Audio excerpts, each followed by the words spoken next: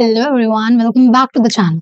सो कभी आपने सुना है कि हॉर्स इज हसलिंग या फिर she sales she shells at the she शोर। सो क्या ये सारे सिर्फ सेंटेंसेस हैं? नहीं, ये एलिटरेशन का मैजिक है। और एलिटरेशन तब होता है जब किसी सेंटेंस का एक वर्ड सेम साउंड प्रोड्यूस करे, जिससे कि जो हमारा सेंटेंस होता है वो और भी ज्यादा कैची और म्यूजिकल लगता है। एंड ये मोस्टली हम पोएट्स लाइक पोम्स में यूज करते हैं। इसको पोएट्स ज्यादा यूज करते हैं अपनी स्टोरीज में, अपनी लाइक पोम्स में। सो आज के इस वीडियो में हम एलिटरेशन को बहुत फन एग्जांपल्स के साथ समझेंगे एंड अपना ये टॉपिक विच इज एलिटरेशन इसको क्लियर बनाएंगे। Alright, so without wasting time let's start.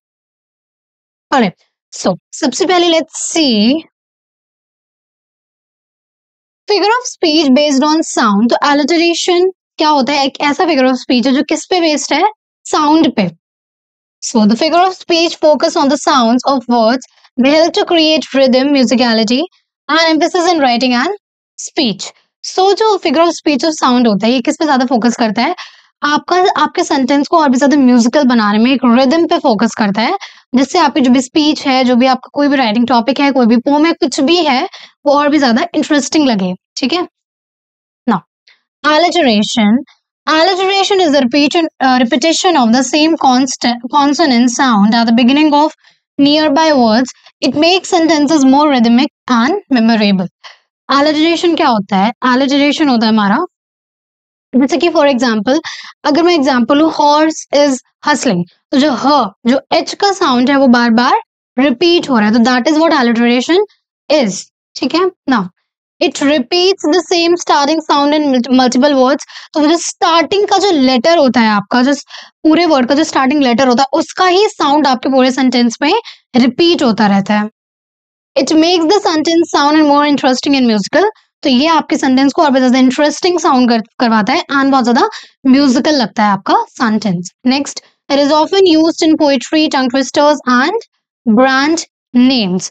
तो ये ज्यादातर कहाँ पे टंग ट्विस्टर्स में यूज होता है, पोएट्रीज में यूज होता है, और ब्रांड के नेम्स में यूज होता है हमारे एलिटरेशन के साउंड्स। ऑलराइट, सो अब इसको और इजी बनाते हैं और अंडरस्टैंडेबल बनाते हैं with the examples. Okay now, so our first example is she shells by the seashore. So इसमें क्या है, जो हमारा s साउंड है, you can see स, जो हमारा s साउंड है वो बार बार रिपीट हो रहा है, so that is why this is a alliteration, क्योंकि जो s साउंड है वो रिपीट हो रहा है। Next is Peter Piper picked a peck of pickled peppers.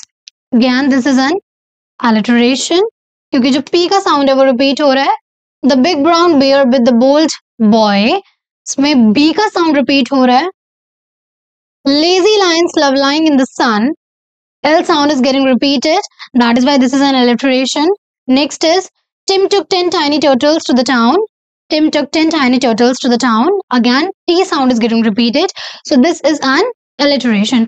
So alliteration में जिसमें कोई भी जो consonant होता है, उसको जो sound होता है वो repeat होता है, that is our alliteration. Alright, I'm repeating again all the sentences. She shells by the seashore. Peter Piper picked a peck of pickled peppers. The big brown bear with the bold boy. Lazy lions love lying in the sun. Tim took 10 tiny turtles to the town. So this is how alliteration works. Alright, so I hope आपको alliteration समझ आ गया होगा. Still, if you're having any of the doubts, feel free to ask me in the comment section below. Till then, stay tuned and subscribe our channel. Thank you for watching.